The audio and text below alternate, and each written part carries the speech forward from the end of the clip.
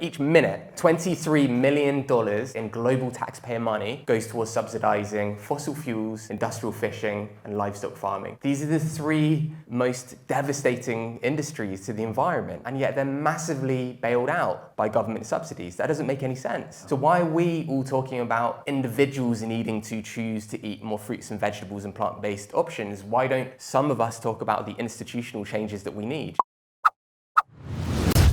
Hey, welcome everyone back to the hall for dinner. It's a real pleasure to have you all here. A lot of familiar faces, and it's just always lovely to see this community coming back together. A few new faces as well. Absolutely fantastic. Tonight's guest is the amazing Klaus Mitchell, founder of Plant-Based News. This is a live recording of the Eat This podcast with Dr. Alan Desmond, and our guest is Mr. Klaus Mitchell. So Klaus, come on up, we'll get into it.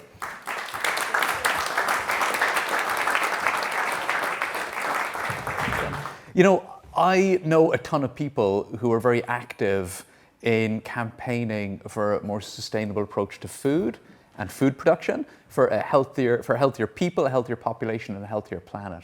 I'm really lucky, and I've interviewed lots of those people right here and on the podcast. But I don't know anyone who's been more successful in sharing their version of that story than you, Klaus. You have been incredibly successful at this in the last 10 years. Your message has reached tens of millions of people, has been featured on mainstream news outlets around the world, like CNN, Good Morning America, etc. Lots of people, millions of people, have seen your face and heard your voice. Plant-Based News reaches millions of people every single month. You've contributed to several really important Netflix documentaries that have reached millions and millions of people. You've spoken at multiple COP conferences. You've met government ministers. You've done so much. But could I take you back to about 10, 12 years ago? You're here in university. You're studying the genetics of chronic disease, I think. Human biology at Exeter, and then in UCL a year later in London, human genetics. At what point did this passion become a thing for you? At what point did you start thinking, well, I really want to start investing some time in talking to people about food and health and sustainability? So that journey started in 2010 when I went bike touring from Argentina to Ecuador, 5,000 kilometers. I'd camp along the way, and I had one book which I picked up at the airport, and that book happened to be The China Study. It's the only book I had. I read it over and over and over again. It was the most compelling book I've ever read. Hands up who's read The China Study. Fantastic, what an amazing audience. And so that set the scene for a kind of 5-year transition, becoming more and more interested in plant-based nutrition, becoming more and more interested in PCRM, cowspiracy, earthlings, talking about the ethics and the environmental component of what we eat and what we consume. Yeah, it was when I was doing my master's, I had something called post-thrombotic syndrome. Does anybody know what post-thrombotic syndrome is here? So a few years earlier, I developed a really severe blood clot, and it meant that I had to rest my leg quite a lot, so I had to elevate my leg, but it got so bad in 2015 that I had to elevate it vertically. So I was so upset about this, and I kept donating to a charity called BCRM because I thought, it's not about me, I just want to feel good, I want to donate because of the pain I was in. So that's Dr. Neil Bernard's organization. Dr. Neil Bernard's organization, exactly. So because of my suffering, I kind of had that feeling of, I don't just want to feel bitter, I don't want to be thinking about myself, because if I do, I'm in an enormous amount of pain. And so I started to donate to PCRM. I quickly realized I don't actually have enough money to keep doing this. And so in 2015, I just said to myself, why don't I just start like a vlog, a blog? Why don't I start Plant-Based News? And I was at my parents' at the time. So they had a greenhouse. Every Sunday, I'd go out to the greenhouse quietly. I didn't want them to know. It was my quiet corner of the internet. And I started talking about how Tesla were ditching leather. Started talking about the power of plant-based nutrition. And honestly, I did it without trying to get an audience. I just wanted to use it as an outlet for myself. And it grew from there. And here we are. And here we are. And it did grow from there. And within a year or two, you met Robbie Lockie. Correct. Who I think brought like some more tech savvy to the table. And so you guys incorporated this organization, Plant-Based News. And was it on YouTube first, or was it across other social media? Was it Facebook first? Where did it begin? So 2015 was just social media. And then 2016, it was growing. And I met Robbie. got such a magnetic personality, a bit of a social media addict, if I may say so, and he used that to really good effect. And I had no idea how to build websites, and Robbie was an expert in that area. So I would be in my greenhouse banging out videos. This is Klaus in the greenhouse. This has happened. Cowspiracy's come out. Leonardo DiCaprio's released Cowspiracy to Netflix. Tesla's ditched leather. Neil Bernard has got another study out about the power of plant-based nutrition. I was talking about all of this stuff. I loved it. And then Robbie was there. He was networking, he was collaborating, he was building the website. So this really, really great division of labor. This guy called Prince Khaled got in touch and he said, I really love what you do. Dr. Gregor actually recently came to Saudi Arabia to talk to Prince Al-Walid, his father, about plant-based nutrition. I really want to support what you're doing. So that was the first time in 2017 where we got investment, and then we decided to hire a writer, Maria, and it grew from there. And pretty soon you were reaching millions of people. So at some point, did you realize this thing is growing? We are what was it like to experience that kind of growth on social media? I mean, you start, trying to distract yourself and look outward instead of inward. You're in your greenhouse doing these videos, and then suddenly millions of people are seeing these videos, and you're getting some pretty heavy-hitting celebrities publicly engaging with your platform. That must have been extraordinary. What was that experience like? I think the first time I realized about that was in 2017 when we put out an article about Lewis Hamilton talking about veganism, talking about plant-based. 2 minutes or 5 minutes or 6 minutes later, the BBC put out an article, and we worked out the only reason they could have found out about that is because of plant-based news. Okay. Robbie and I would invite doctors like yourself to share their amazing wisdom, and that provided an efficient way to make content as opposed to making stuff from scratch. And as it grew, to be fair, you've ended up interviewing some pretty big celebrities over the years, which I know you're on a serious mission, but some of that's got to be fun. Just for people who don't know, who are some of the big celebrities you've got to spend time with? What's that been like for you? The most notable, right, was in 2020. I was cycling across London from Plant-based News office to West London, where I was staying, and I got a text message. It's about 6 p.m. Oh, Joaquin Phoenix, he's at a protest. I was like, this is amazing. I've got my microphone. I take my microphone everywhere with me. So I went to where he was, and there's a security guard. And I said, please, I've got my microphone. We're a vegan media outlet. We're the real deal. We're really aligned with him. Can we please interview him? So the security guard took me over. He said, absolutely. And that was 2 days before his Oscars winning acceptance speech. Wow, very cool. And what's the reach now? I mean, what are the statistics? How many people, how many individuals is Plant-Based News reaching? We reach 85 million impressions each month. Wow. Nearly 4 million followers on social media. We're trying to do our thing. It's incredible, and you're bringing that message to so many people. Like I said, I know very few people who've been as successful as you. From my own experience, I first kind of became aware of plant-based news, I think maybe in about 2017 or 2018. My recollection, I wanted to ask you about this, is that when I first engaged with plant-based news, it seemed like, you were kind of doing that moving fast and breaking things approach, that it was a little bit brash, that there was a lot of content that was maybe a little bit edgy, sometimes clapping back at social media content. But now when I engage with plant-based news, I see maybe a more mature, more mainstream platform. I see a platform that is much more inclusive. Has that been a deliberate evolution? I think it's the difference between it being myself or just myself and Robbie, and then actually having a team of professionals, right? So I like to think we're kind of professional ourselves, but there's a sense of urgency at the beginning where we're just trying to bang stuff out, just get it out. And now when I pitch ideas to our editors, I'm getting responses back like, oh, but there's the legal side of that and you've got to be careful, and okay, I like the title idea that you've come up with, but let's frame it in this way. And so there's a sense of professionalism that maybe wasn't there 6-7 years ago. Yes, there's professionalism and maturity. Exactly. Okay, yeah. Well, the website, to my, maybe I've become more professional and more mature in the same time period, but I love it. Although I've always loved plant-based news, I find the current iteration just phenomenal. Absolutely fantastic. And the amount of content that you're generating in such a professional way, like every single day, is phenomenal. Could I change gears a little bit and ask you, so back in about 2015, 2016, 2017, while all this was going on, I think in 2017, you also entered the public, you became even more public because you were on TVs all over the world as part of a Heineken campaign. So there was a Heineken ad campaign at the time called Different Voices. Worlds apart. Worlds apart, forgive me, worlds apart.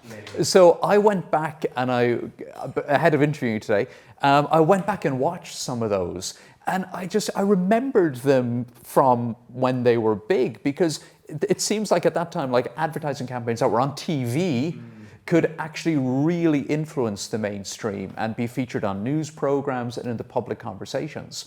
So in these ads, basically, they would get people from opposing sides of different political views, what we might now call culture wars. And they would get these people to spend some time with each other, build some IKEA furniture, it looked like, together, get to know each other, and then sit down and discuss their versions of this difficult and opposing topic, this difficult topic. So they had a feminist and a guy who was the opposite of that, kind of an anti-feminist. And they had you, the climate activist, the climate warrior. Can you tell us about the person you were paired with and what that experience was like? Yeah, it's called Worlds Apart 2017. They had a left-wing person and a right-wing person, trans versus anti-trans. And in my case, my stranger was a climate change denier. And so we were completely different. But by the end of the day, after doing some puzzles and building common ground, we were having a beer together. And that experience went viral. It was featured on platforms like CNN, Good Morning America, USA Today. It was even featured recently on Trevor Noah's new Spotify podcast. Because it captured something deeply human, our ability to find common ground despite our differences.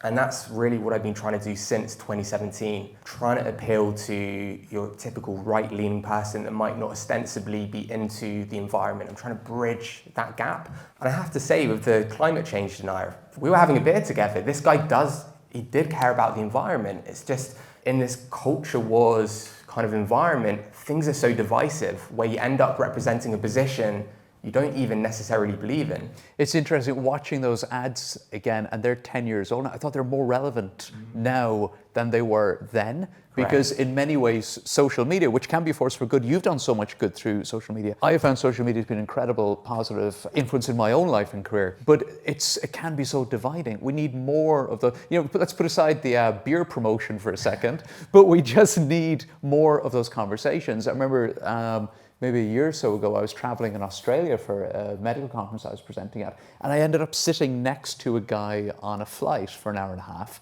and I was preparing my slides for the presentation. He noticed what I was working on, and we had a conversation. So it turned out that he was like a low-carb, high-red meat consuming guy. And there was a few other issues. I think we kind of hit most of those topics that were covered in the advertising campaign, but we had completely opposing views, but we spoke for an hour and a half on that flight. And we both learned something about each other. And it turned out there was so much we agreed on, but we just don't get those conversations anymore. But you've been taking that same approach onto the public streets. You've always got your microphone with you.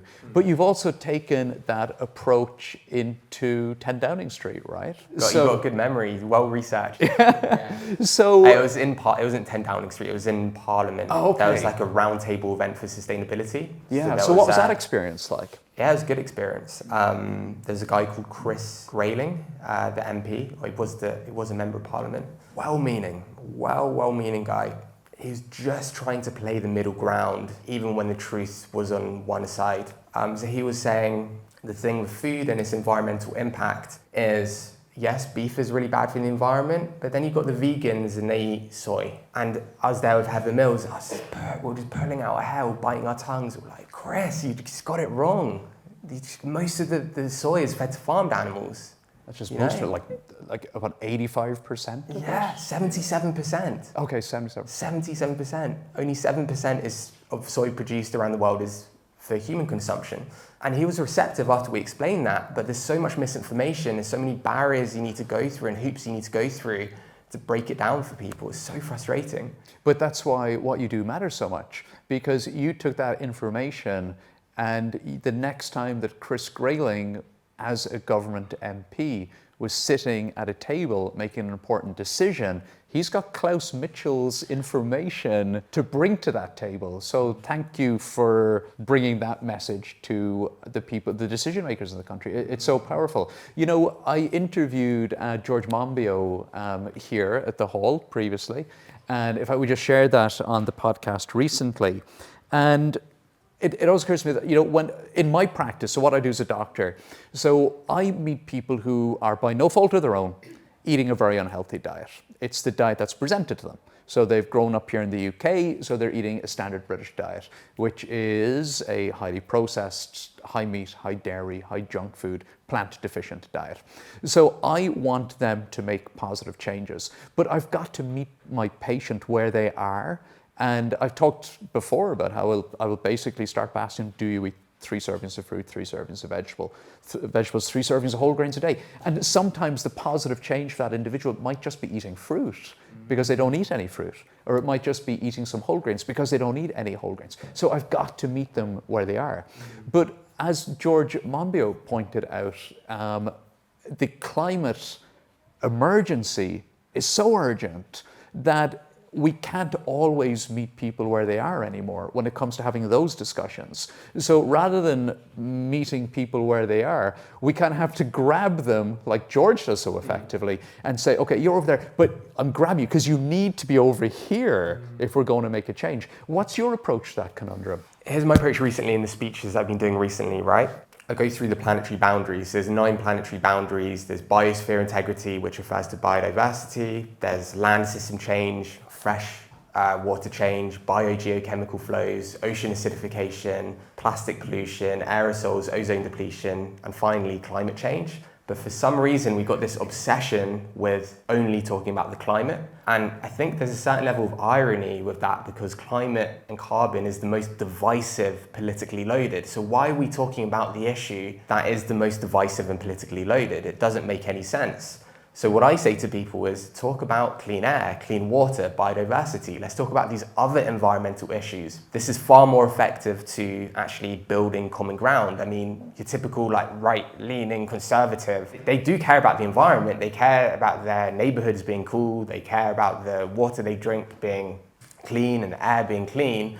So don't talk to them about global carbon credits and global greenhouse gas emissions. But for some reason, we just got this obsession of talking about climate, climate, climate. So that's kind of my main point. If we want real change, we need to be strategic about it. But in terms of, you know, you mentioned earlier that plant-based news, well, I mentioned earlier that it used to be a bit more rougher edged, a little bit more in your face, but in 2025, I don't want to say it's softer, just a little bit more professional. And yes. it's more open. It might appeal to your uncle or auntie who doesn't know what a vegan is, but they'll find some beautiful recipes there, they'll find some interesting articles, they'll find some celebrity news, they'll find some mainstream news, some climate news. It's all there, it's excellent. But do you think that we can, when you're talking to people about these topics, how do you avoid overwhelming them? How do you avoid that? How do you avoid painting a picture that's so dismal that they just tune out? Or do you have to do that? Do you have to tell them how urgent it is? I've read about 100 books on food system and plant-based nutrition, and only one of them is about system change, Metanomics by David Simon. And so I think we need more emphasis on talking about the system. I mean, look at documentaries like Cowspiracy or Seaspiracy. The reason that they're effective is because they're not pointing the finger at the viewer. They're not pointing the finger at the consumer. They're pointing the finger at the NGOs and the charities and saying, hey, isn't this corrupt? It's a corrupt system that we're living in.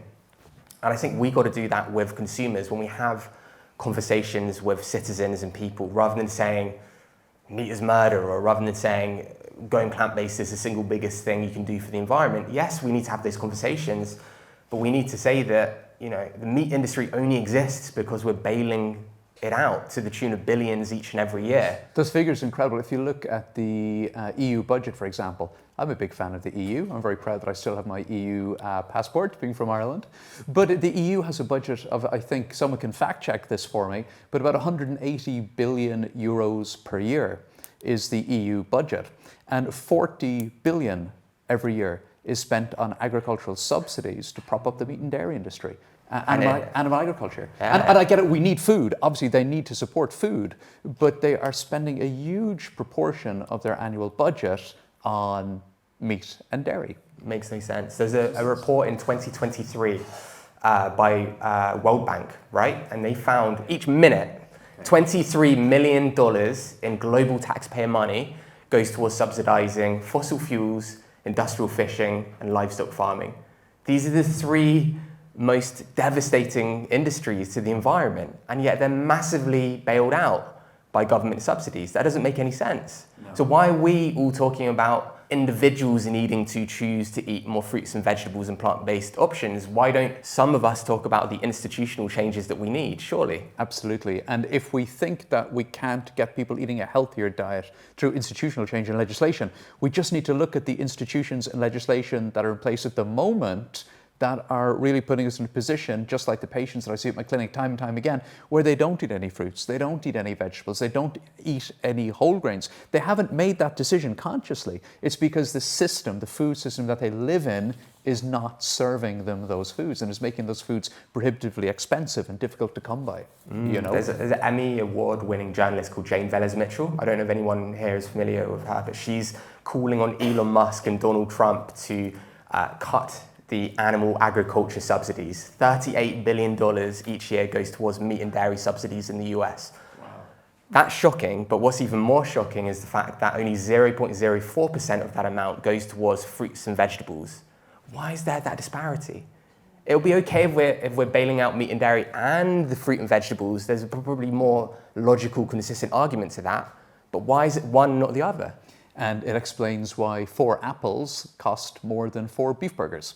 Correct. When you go into many supermarkets in the UK, when the actual cost in terms of producing those is just so heavily subsidized by this huge structure that's in place. I saw you give a talk about a year ago, and you were asking a big question: where are the vegan environmentalists? And when we look at the data, a recent survey found that about 55% of people who eat a plant-based diet or a vegan diet or an animal product-free diet would cite environmental concerns as one of their reasons. We know that multiple institutions, including Oxford University, Stanford University, UC Berkeley, state that a global shift to plant-based eating is one of our best hopes to really make a difference in reversing or avoiding climate change. As I've heard you cite before, University of Oxford, one of the biggest studies ever done on this, if we all switch to a plant-based diet, if we could magic that up, we could reduce land use by 76%, reduce emissions by 50%. We know if we look at the medical, I've often spoken about how healthy the Seventh-day Adventists of Loma Linda, California are.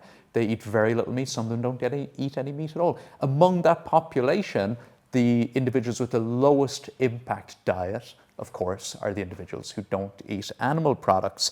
And we also know that if the UK went completely plant-based, not only would it save the NHS billions of pounds by preventing heart disease and type 2 diabetes and lots of colon cancer and other cancers, it would also reduce the UK's climate impact by more than if every car in the UK went electric. And if we stopped every flight in and out of the UK, it is seriously impactful. Where are all the vegan environmentalists, Klaus? Do you think that message is getting through? Sadly not. And I think the message and the power of the truth we have behind our message is in a way holding us back. There's so many benefits from this change, right? You've mentioned hunger, you've mentioned climate, you've mentioned loads of different factors. Then there's public health, there's antibiotic resistance, there's pandemic risk. Tofu never caused a pandemic. There's obviously animal rights. There's too many things. You know, when I go on the radio, I don't know what to say. Where do you start? And yet it kind of works against us because there's so many facts that I need to know, so many figures and arguments that I need to make. It's just very hard to create a compelling argument. And even when it comes to the environment, for example, you can wear people down with facts, but it's more difficult to use that Socratic method of using logic and asking people questions. But what I try and do is ask them things like, what has more of an impact on the environment, 8 billion humans or 80 billion farmed animals? And that kind of starts to get them thinking, actually, maybe it's not the 8 billion humans on the planet, it's what they're consuming. That's the real overpopulation concern. You delivered a powerful speech at COP28 in Dubai, where you took these truths onto stage at the COP conference. I have an extract from your speech here. Would you mind reading it out? I don't know if I want to read it. Can I see which bit it is? Yeah, have a little look. Because it's so powerful. Going plant-based is the single biggest thing we can do as individuals for the environment, and that's according to the University of Oxford in the largest study of its kind. The same university accurately states that a plant-based diet is 30% cheaper. And if the animal agriculture industry claims that this is untrue, I would like to say that nothing is more expensive than the subsidies they require to stay in business. And nothing is more expensive than the health and environmental cleanup costs their industry externalizes. Their techno fixes don't provide a meaningful solution. Their propaganda around regenerative farming doesn't save the day. We need to support farmers in a transition to a better future for everyone. This is the defining truth of our age. The future is within our grasp. It's literally in our hands every time we eat. We can vote for the kind of world we want to live in every single day. Good speech. Good speech.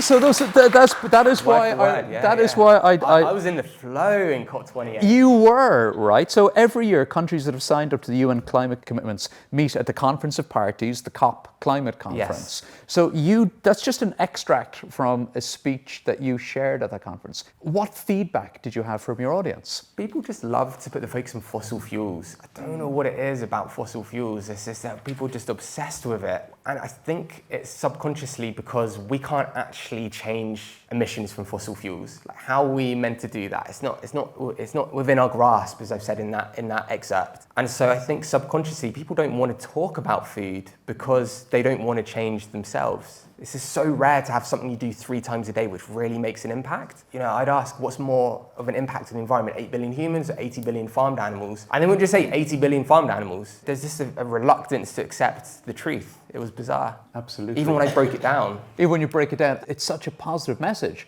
because you don't have to save up to buy a new electric car. Oh, that's a great thing to do. You don't have to wait to vote for a new government or for the person you think is going to institute those changes. You can actually start making changes on an individual basis.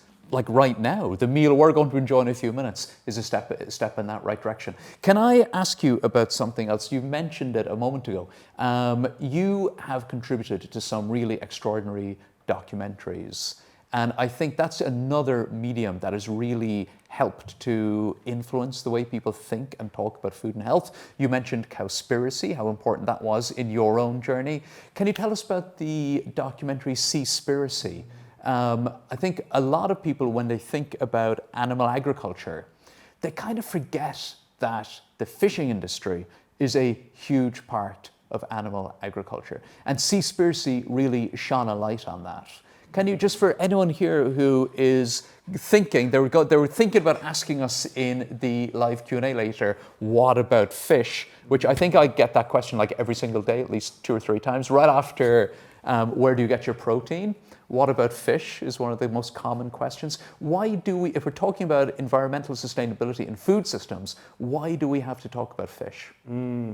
Well, I always ask the question, why aren't we talking about fish? And it goes back to my previous point, which is that there are just so many arguments that we need to be talking about, that we should be talking about. And for some reason, the oceans always seem to miss that part of the conversation. We don't talk about it enough. I mean, we talk about the aviation industry, don't we? We're always talking about flying less. But bottom trawling, which is just one component of the fishing industry, contributes more to global greenhouse gas emissions than the entire aviation industry. Bottom trawling contributes more to global greenhouse gas emissions than the entire aviation industry. Why are we not talking about it? It makes no sense. And from a human health perspective, I mean, I view fish very much as a neutral food. It doesn't seem to increase or decrease your risk of illness substantially. If you move from eating red meat to eating fish instead, that's to your benefit. That is a healthy change. If you move to beans instead, that's even healthier. And there isn't anything in fish, any unique nutrient there's protein, there's omega-3s,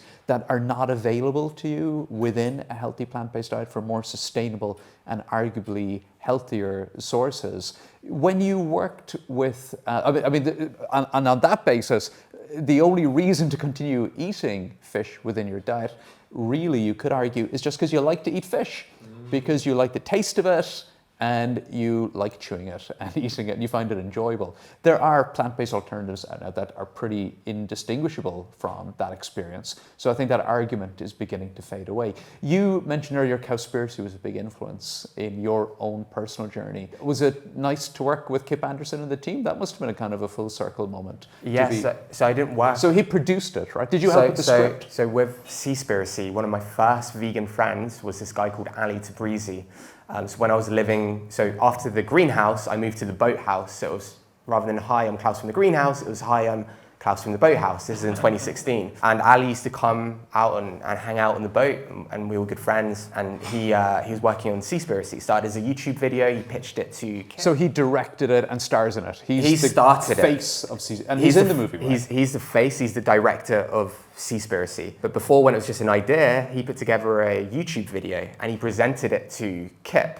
And he deliberately called it Seaspiracy to kind of get Kip thinking this could be the sequel. Yeah. And then obviously 5 years later it was, right? So Kip came on board to produce it. He had the contacts at Netflix, of course, because Cowspiracy was executively produced by Leonardo DiCaprio and it got onto Netflix. And so Kip had that contact.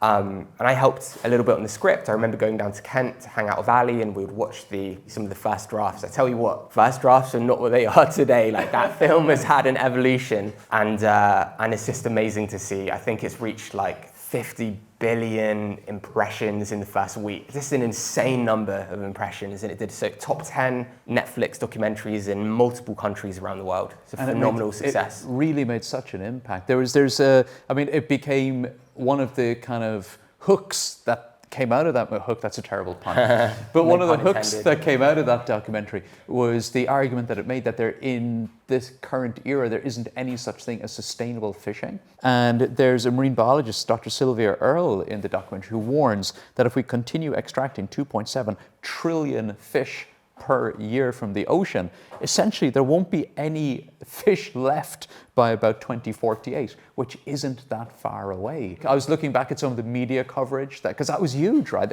And huge. And it was really interesting to see the various organizations around the world that are mentioned in that documentary, like the Marine Stewardship Council and the guys who do the tuna-friendly badges and all that kind of stuff. And all of their comebacks to the information that was in that documentary. One of the kind of interesting things I noticed was that a lot of these groups that represent the fishing industry and also claim to be worried about overfishing simultaneously acknowledge that overfishing is happening while blaming somebody else for doing it. Often they'll say, oh yeah, there is overfishing, but it's foreign fishermen coming into our waters, as if, looking at it in a very local way. So they're acknowledging the problem, but not taking any culpability for it. I found that these producers and these proponents of the fishing industry in general just say, well, we can have a sustainable fishing.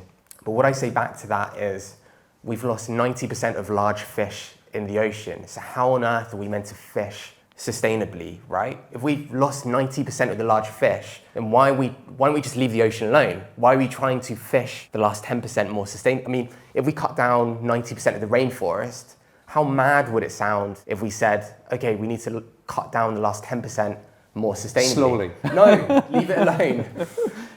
It's just insane. There's just so much misinformation on such an obvious truth. We just need to leave the animals and leave the oceans alone.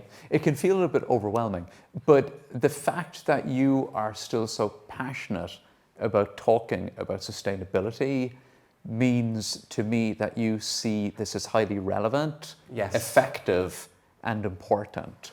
So what do you see right now in 2025 that makes you feel that your advocacy remains relevant and important and has the potential to drive further change?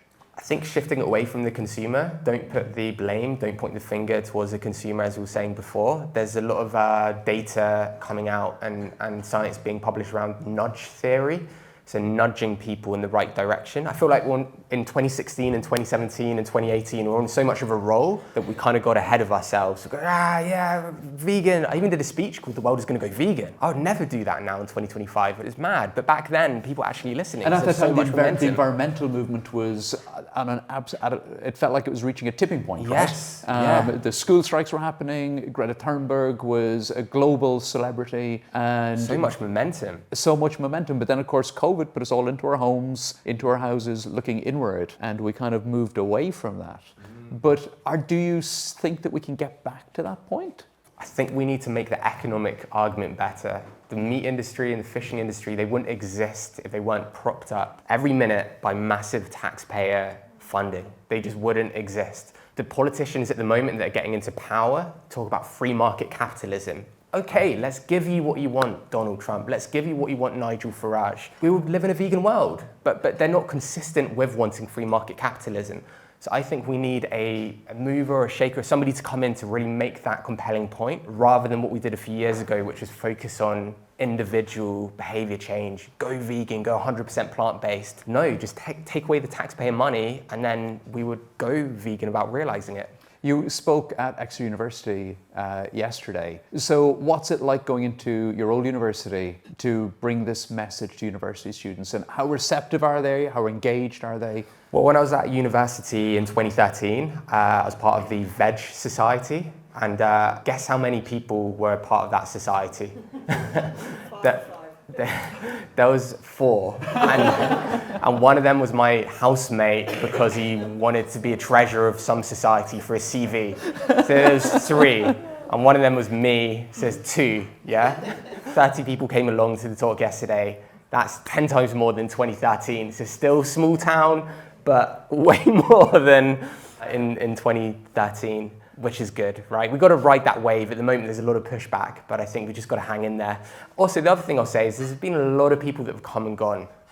I started this in 2015. Robbie came on as co-founder. We met so many amazing people, so many amazing partnerships, interviewed so many people. If I look back at the videos in 2015 and 16, the collaborators, honestly, the sad truth is a lot of them have just, they've stopped being public activists and advocates for plant-based nutrition and food system change. I just think we have to make it sustainable. If we really, well, being an activist is tiring. It's tiring. Exhausting. It's exhausting. Yeah. It's absolutely exhausting. So yeah, that would be like my number 1 tip. You've got to find your purpose and make it sustainable. If you don't do that, then you will literally give up. Hands up here, who's got an active Instagram page or a Facebook page where they're posting about anything to do with plant-based nutrition? Probably a couple of people at the back. It's really hard, isn't it? People don't realize you've got to do the captions, you've got to do the editing, you've got to understand the trends and the algorithms, you've got to find the time, you've got to find a way to pay yourself to do it. No wonder people quit after 12 months. But it's so worthwhile being I often say to people, if you're in any organization and there are any meetings where they like people to give a little talk, usually there's someone who has to organize those talks and they struggle to fill the calendar.